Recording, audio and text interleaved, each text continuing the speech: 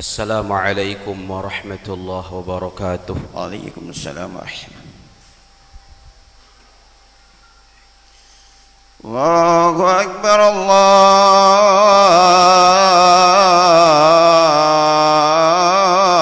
Akbar, Allahu Akbar, Allahu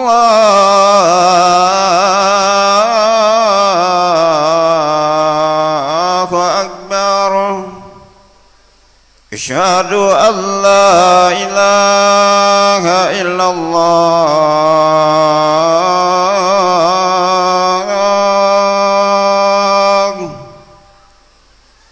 Asyhadu an la ilaha illallah.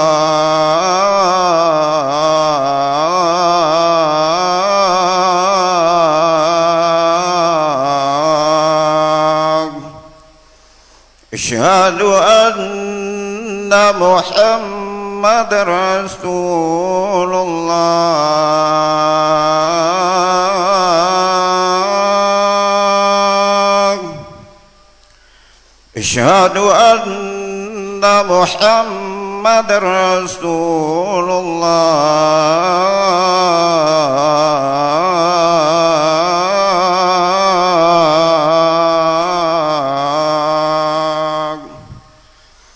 Hayya 'ala shalah.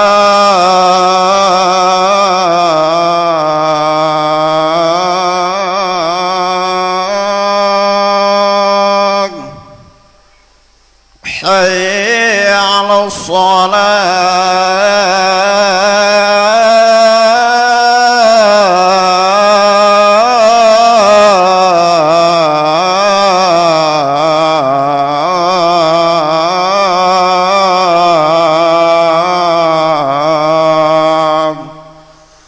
Hayya 'alal falah.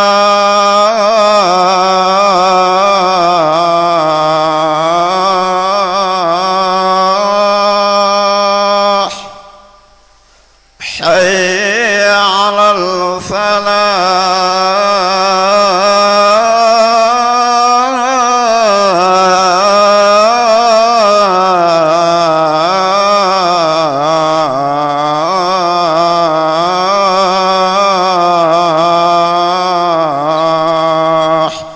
Allahu Akbar, Allahu Akbar. La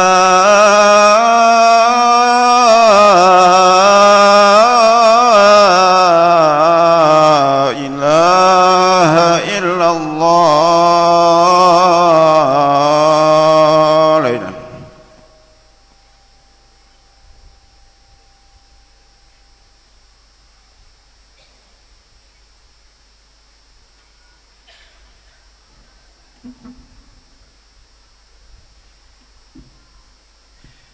إن الحمد لله نحمده ونستعينه ونستغفره ونعوذ بالله من شرور أنفسنا وسيئات أعمالنا. من يهده الله فلا مضل له ومن يضلله فلا هادي له.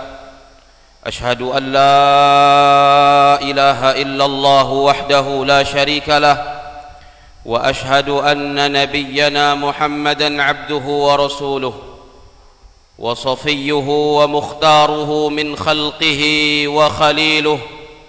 أشهد أنه بلغ الرسالة وأدى الأمانة ونصح الأمة وكشف الله جل وعلا به الغمة، وجاهد في الله حق جهاده حتى تركنا على المحجة البيضاء ليلها كنهارها لا يزيغ عنها إلا هالك. اللهم صل وسلم على سيدنا محمد في الأولين، اللهم صل وسلم على سيدنا محمد في الآخرين، اللهم صل وسلم وبارك على سيدنا محمد وعلى آله وصحبه في الملأ الأعلى إلى يوم الدين. يا أيها الذين آمنوا اتقوا الله ولتنظر نفس ما قدمت لغد واتقوا الله إن الله خبير بما تعملون. يا أيها الذين آمنوا اتقوا الله وقولوا قولا سديدا يصلح لكم أعمالكم ويغفر لكم ذنوبكم ومن يطع الله ورسوله فقد فاز فوزا عظيما. أما بعد، معاشر المسلمين، أوصيكم ونفسي بتقوى الله، فاتقوا الله عباد الله، فإن في تقواه السعادة في هذه الدنيا والفلاح في الآخرة. Ma'asyiral muslimin, jamaah salat Jumat yang mudah-mudahan dirahmati Allah Subhanahu wa taala. Marilah kita senantiasa meningkatkan ketakwaan kepada Allah Rabbul Izzati wal Jalalah dengan bersungguh-sungguh menjalankan semua perintah Allah dan bersungguh-sungguh menjauhi larangan-larangan Allah Subhanahu wa taala. Ketahuilah ibadallah, kebahagiaan yang hakiki di dalam kehidupan di dunia tidak akan kita peroleh kecuali jikalau kita bertakwa kepada Allah, dan sesungguhnya keselamatan di yaumil qiyamah tidak akan didapatkan kecuali dengan bertakwa kepada Allah dalam menjalani kehidupan di dunia ini. Ma'asyiral muslimin, jamaah Jumat yang dirahmati Allah Subhanahu wa taala, jabatan adalah amanah yang akan dipertanggungjawabkan di hadapan Allah di hari kiamat kelak. Seorang pejabat atau pemimpin jangan bermimpi melangkah masuk surga sebelum ia mempertanggungjawabkan setiap detik yang berlalu dalam masa jabatan dan kepemimpinannya. Karena sangat beratnya pertanggungjawaban tersebut, Rasulullah sallallahu alaihi wasallam 15 abad yang lalu melarang meminta-minta kepemimpinan dan jabatan, dan beliau memastikan bahwa seseorang yang meminta jabatan dan kekuasaan tidak akan bisa menunaikan amanah jabatan tersebut. Dan ini sudah menjadi sebuah kepastian karena hal itu disabdakan oleh Rasulullah sallallahu alaihi wasallam yang tutur katanya adalah wahyu dari Allah Subhanahu wa taala. Rasulullah sallallahu alaihi wasallam bersabda dalam hadis riwayat sahabat yang mulia Sayyiduna Abdurrahman bin Samurah. Nabi sallallahu alaihi wasallam mengatakan, "Ya Abdurrahman bin Samurah, la tas'alil imarah, fa in u'titaha an mas'alatin wukilta ilaiha, wa in u'titaha an ghairi mas'alatin u'inta 'alaiha." Wahai Abdurrahman bin Samurah, janganlah engkau meminta kekuasaan dan jabatan jika engkau diberikan kekuasaan dan jabatan karena engkau memintanya, maka engkau akan ditelantarkan. Tapi jika engkau menerimanya tanpa memintanya, maka engkau akan ditolong oleh Allah Subhanahu wa taala untuk menunaikannya. Hadis riwayat Al-Imam Al-Bukhari rahimahullah. Jamaah Jumat rahimakumullah, dari hadis Nabi di atas dapat dipastikan bahwa seseorang yang meminta kekuasaan dan jabatan tidak akan dapat menunaikan amanah jabatan. Kalaupun terlihat dia menunaikan amanahnya, maka sejatinya ia sedang berpura-pura di hadapan masyarakat untuk menunaikan amanah. Apalagi mereka yang meraih jabatan dan kekuasaan itu dengan menyogok dan membeli suara rakyat dengan menghambur-hamburkan uang, maka jangan berharap sifat amanah pada orang-orang seperti itu. Mereka yang menghambur-hamburkan uang untuk mendapatkan kekuasaan dan jabatan itu, setelah berkuasa mereka hanya akan berpikir untuk mengembalikan modal mereka yang telah mereka habiskan saat mengejar kekuasaan dulu. Dan mereka hanya akan mengumpulkan uang sebanyak-banyaknya untuk mengabdi kepada perut dan hawa nafsu mereka, bukan kepada masyarakat dan rakyat. Dan mereka hanya akan mensejahterakan perut dan kemaluan mereka, bukan mensejahterakan rakyat. Ma'asyiral muslimin, jamaah Jumat yang dirahmati Allah Subhanahu wa taala, dalam hadis lain Nabi sallallahu alaihi wasallam juga mengabarkan tentang banyak orang yang bernafsu dan berambisi untuk meraih jabatan dan kekuasaan, dan beliau memberitahukan akan kesudahan buruk bagi mereka yang rakus jabatan dan kekuasaan tersebut. Dalam hadis riwayat Al-Imam Al-Bukhari, Al-Imam An-Nasa'i dan Al-Imam Ahmad rahimahumullahu ta'ala rahmatal abrar, dari sahabat Nabi yang mulia Sayyiduna Abu Hurairah radhiyallahu ta'ala anhu wa ardhah, Rasulullah sallallahu alaihi wasallam bersabda, innakum satahrisuna 'alal imarah wa satasiru nadamatan wa hasratan yaumal qiyamah fa ni'matil murdi'ah wa bi'satil fatimah. Sungguh kalian akan rakus, bernafsu dan berambisi terhadap kekuasaan, kepemimpinan dan jabatan, sementara kepemimpinan, kekuasaan itu akan menjadi penyesalan dan kerugian pada hari kiamat kelak. Alangkah baik permulaannya dan alangkah buruk kesudahannya. Memang awalnya menyenangkan, bergelimang harta dan kemewahan, dihormati dan dimuliakan, tapi ujung-ujungnya adalah kehinaan dan kebinasaan. Ma'asyiral muslimin, jamaah salat Jumat rahimakumullah. Ada banyak hadis lagi dari baginda Nabi besar Muhammad sallallahu alaihi wasallam yang berisi ancaman bagi para pemimpin dan penguasa yang gila jabatan dan kekuasaan serta tidak menunaikan amanah jabatan dengan sebaik-baiknya. Dalam hadis riwayat Al-Imam Ahmad rahimahullahu taala, Rasulullah sallallahu alaihi wasallam bersabda, ayyuma ra'in ghasya ra'iyatahu fahuwa finnar. Pemimpin manapun yang menipu rakyatnya, maka tempatnya di dalam api neraka. Di dalam hadis lain Rasulullah sallallahu alaihi wasallam juga pernah mengatakan, ma min 'abdin yastar'ihi Allahu ra'iyatan yamutu yawma yamutu wa huwa ghashin li ra'iyatihi illa harramallahu alaihi jannah. Tidaklah seorang hamba diberikan jabatan untuk mengurus rakyat, tetapi dia mati, dan di saat dia mati dia menipu rakyatnya, maka kecuali pemimpin itu, kecuali hamba seperti itu, kata Rasulullah, diharamkan oleh Allah subhanahu wa ta'ala surga untuknya. Ma'asyiral muslimin, jamaah salat Jumat rahimakumullah, ketahuilah sesungguhnya seorang pemimpin, pejabat, penguasa, jangankan dia berbuat curang dan khianat dalam kepemimpinan dan jabatannya, saat ia sekedar duduk di kursi kekuasaan dan mendapatkan jabatan saja, belum lagi ia berbuat khianat, itu sudah menjadi beban yang sangat amat berat baginya di hari kiamat kelak.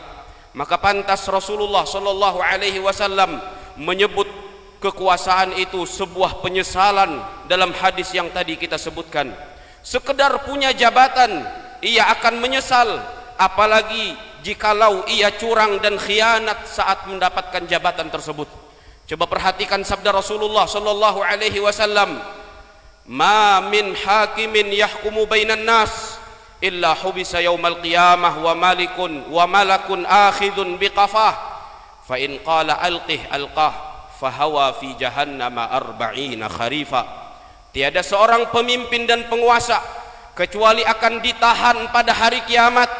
Seorang malaikat akan memegang erat pundaknya, dan apabila Allah mengatakan kepada malaikat itu, lemparkan pemimpin itu, maka malaikat tersebut akan melemparkannya, dan ia pun terlempar ke dalam neraka jahanam selama 40 tahun. Hadis riwayat Al-Imam Ahmad rahimahullah. Dalam hadis lain Rasulullah sallallahu alaihi wasallam menyatakan, ma min amiri asyaratin illa yu'ta bihi yaumal qiyamah maghlulatan yaduhu ila unuqih imma atlaqahu adluh au aubaqahu jawruh.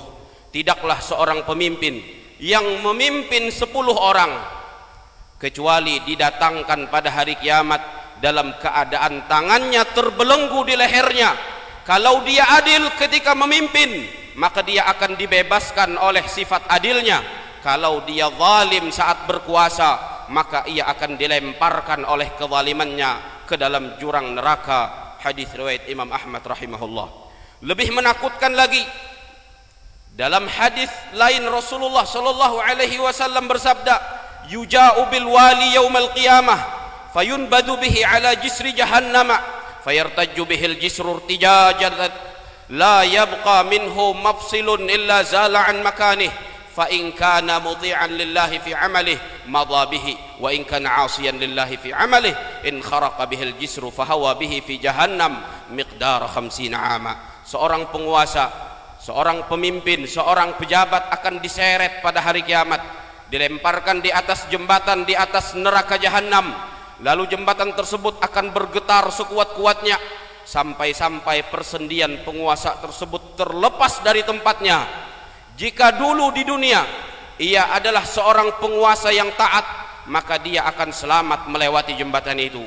Namun jika dulu di dunia ia adalah penguasa yang bejat dan ahli maksiat, maka jembatan itu akan terbelah dan ia pun terjatuh ke dalam neraka jahanam selama 50 tahun. Hadis riwayat Al-Imam At-Tabrani rahimahullah. Ma'asyiral muslimin rahimakumullah. Begitulah betapa mengerikannya akibat dari kekuasaan dan jabatan. Bukan tidak boleh punya jabatan dan menjadi pemimpin, boleh, tapi harus dengan cara yang dihalalkan oleh Allah, bukan mengejar kekuasaan dengan cara yang Allah haramkan, dengan membeli suara masyarakat dengan uang haram. Ketahuilah, seseorang yang meraih kekuasaan dengan cara menyogok, maka fasilitas dan gajinya sepanjang masa jabatannya adalah harta haram yang jika dimakan maka akan menjadikan batang tubuh orang yang memakannya hanya pantas masuk nerakanya Allah Subhanahu wa taala. Dan ketika sudah menjabat menjadi seorang penguasa, hendaklah bertakwa kepada Allah dengan menunaikan amanah sebaik-baiknya. Rasulullah sallallahu alaihi wasallam pernah berdoa. Beliau mengatakan, Allahumma man waliya min amri hadhihi al-ummati syai'an farafaqa bihim farfuq bihi wa man syaqqa alaihim fashquq alaihi. Ya Allah, siapa saja yang memimpin mengurus urusan umat ini, yang kemudian ia menyayangi mereka, berlemah lembut kepada mereka, maka sayangilah dia. Dan siapa saja yang menyusahkan mereka dari para pemimpin dan penguasa, maka susahkanlah ia ya Allah. Hadis riwayat Imam Muslim. Dan terakhir pesan untuk kita semua, bertakwalah kepada Allah dalam memilih pemimpin. Pemimpin yang kita butuhkan adalah pemimpin yang takut kepada Allah.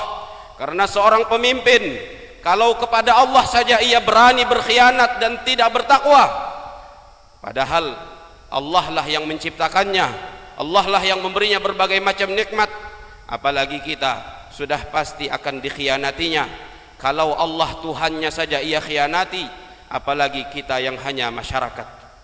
Jangan mau menerima uang sogok yang haram yang diberikan agar kita memilihnya. Rasulullah sallallahu alaihi wasallam melaknat 3 orang dalam kasus sogok menyogok. Sahabat Sayyiduna Abu Hurairah radhiyallahu taala anhu wa ardhahu berkata, la'ana Rasulullah sallallahu alaihi wasallam ar-rashiya wal murtashiya wal raisha. Rasulullah sallallahu alaihi wasallam melaknat orang yang memberi sogok, orang yang menerima sogok, dan orang yang membagi-baginya. Hadis riwayat Ahmad. Dan yang lebih menakutkan, Rasulullah sallallahu alaihi wasallam memberikan vonis masuk neraka untuk orang yang memberi sogok dan yang menerimanya. An Ibni Umar anin Nabi sallallahu alaihi wasallam annahu qala ar-rashi wal murtashi finnar. Dari Sayyidina Abdullah bin Umar radhiyallahu taala anhuma, dari Nabi sallallahu alaihi wasallam beliau bersabda, orang yang menyogok dan yang menerima sogok tempat mereka berdua adalah di dalam neraka. Hadis riwayat Al-Imam At-Tabrani rahimahullah. Ma'asyiral muslimin rahimakumullah. Takutlah kepada apa yang Rasulullah sallallahu alaihi wasallam sabdakan dalam hadis ini. Sayakunu umara'u fasaqah jawarah faman saddaqahum bikidbihim wa a'anahum 'ala dhulmihim falaysa minni wa lastu minhu wa lan yarid 'alayya al-haud. Akan muncul pemimpin dan penguasa yang fasik, zalim dan pendosa. Siapa yang percaya kepada kedustaan mereka dan menjadi tim sukses kezalimannya, maka ia tidak termasuk golonganku dan aku bukan dari golongannya, dan ia tidak akan bisa datang kepadaku di telagaku pada hari kiamat. Hadis riwayat Al-Imam Al-Bazzar dan Al-Imam At-Tabrani rahimahumallahu taala. Mudah-mudahan Allah Subhanahu wa taala memberi hidayah taufik kepada para calon pemimpin yang salah jalan, dan memberikan hidayah kepada kita semua untuk memilih pemimpin yang bertakwa. Dan mudah-mudahan Allah Subhanahu wa taala memberikan kepada kita para pemimpin dan penguasa yang amanah, bertakwa, takut kepada Allah Subhanahu wa taala dan menyayangi kita. Amin ya rabbal alamin. Wa idza quri'al Qur'an fastami'u lahu wa ansitu la'allakum turhamun. A'udzu billahi minasy syaithanir rajim. إنا عرضنا الأمانة على السماوات والأرض والجبال فأبين أن يحملنها وأشفقن منها وحملها الإنسان إنه كان ظلوما جهولا. بارك الله لي ولكم في القرآن والسنة ونفعني وإياكم بما فيهما من الآيات والذكر والحكمة. أقول قولي هذا وأستغفر الله العظيم لي ولكم ولسائر المسلمين من كل ذنب وخطيئة فاستغفروه إنه هو الغفور الرحيم. اللهم صل وسلم وزد وأنعم وتفضل وبارك بجلالك وكمالك على أشرف العباد سيدنا ومولانا محمد وعن كل الصحابة رسول الله أجمعين.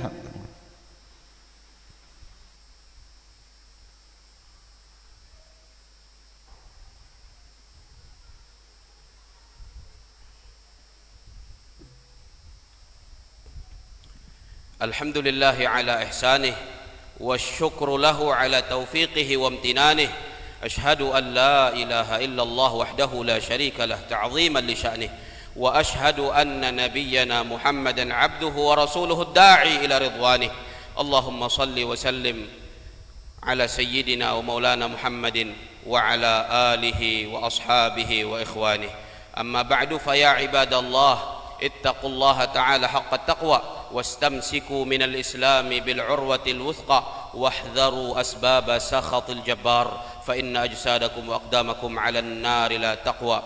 ثم اعلموا عباد الله أنكم غدا ميتون وأنكم إلى الله تبعثون وتحشرون وعن كل صغير وكبير أنتم مسؤولون. ثم صلوا وسلموا عباد الله على خير البرية وأزكى البشرية سيدنا ومولانا محمد بن عبد الله صاحب الحوض والشفاعة، كما أمركم ربكم بأمر بدأ فيه بنفسه وثنى بملائكته المسبحة بقدسه وثلث بكم أيها المؤمنون، فقال جل من قائل عليم إن الله وملائكته يصلون على النبي يا أيها الذين آمنوا صلوا عليه وسلموا تسليما.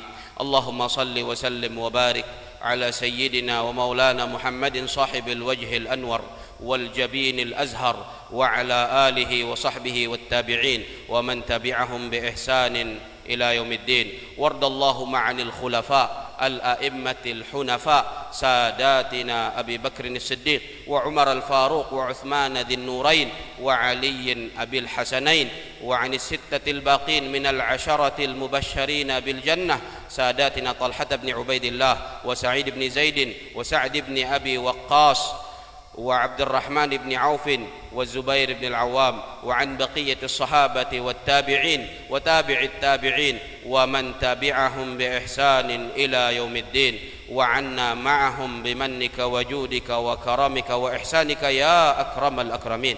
اللهم أعز الإسلام والمسلمين، اللهم أعز الإسلام والمسلمين، اللهم أعز الإسلام والمسلمين وأذل الشرك والمشركين ودمر أعداءك أعداء الدين. اللهم انصر دينك وكتابك وسنة نبيك وعبادك المؤمنين.